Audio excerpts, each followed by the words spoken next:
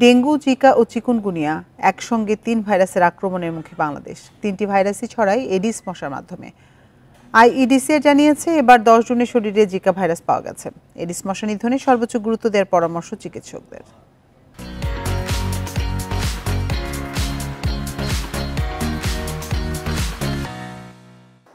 দেশে প্রতিদিন হাজারের বেশি মানুষ ডেঙ্গু নিয়ে হাসপাতালে ভর্তি হয়, মারা যায় ৮ থেকে ১০ জন।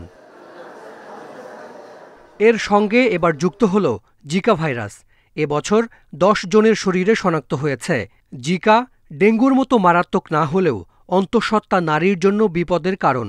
বিকলাঙ্গ হতে পারে সন্তান। ২০১৫ সালে একজনের শরীরে প্রথম শনাক্ত হয় জিকা।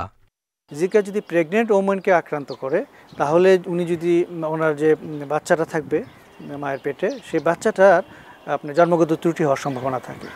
এবং অনেকে আপনার মাইক্রোসেফালি বলে, যেটাকে মাথাটা ছোট হওয়া, তার মানে তার ব্রেন ডেভেলপটা ঠিকমতো হবে না।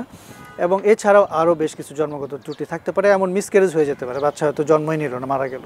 সিমটম অনুযায়ী আমরা ডেঙ্গির ক্ষেত্রেও যা হয়, চিকুনগুনিয়ার ক্ষেত্রেও যা হয়, ব্যথা হলে ব্যথার জন্য ওষুধ দিতে হবে, জ্বর হলে জ্বর কমানোর জন্য ওষুধ দিতে হবে। জিকার ক্ষেত্রেও অনেকটা তাই। এবার প্রায় ৫০ জন রোগীর চিকুনগুনিয়া শনাক্ত হয়েছে। বাংলাদেশে চিকুনগুনিয়া প্রথম ধরা পড়ে ২০০৮ সালে। ডেঙ্গু, জিকা ও চিকুনগুনিয়া ৩টি ভাইরাসের প্রায় একই ধরনের লক্ষণ, ছড়ায় এডিস মশার মাধ্যমে। এবার ডেঙ্গু ও জিকা ২ ভাইরাসে আক্রান্ত একজন রোগী পাওয়া গেছে। চিকুনগুনিয়া, জিকা এবং ডেঙ্গু একসাথে।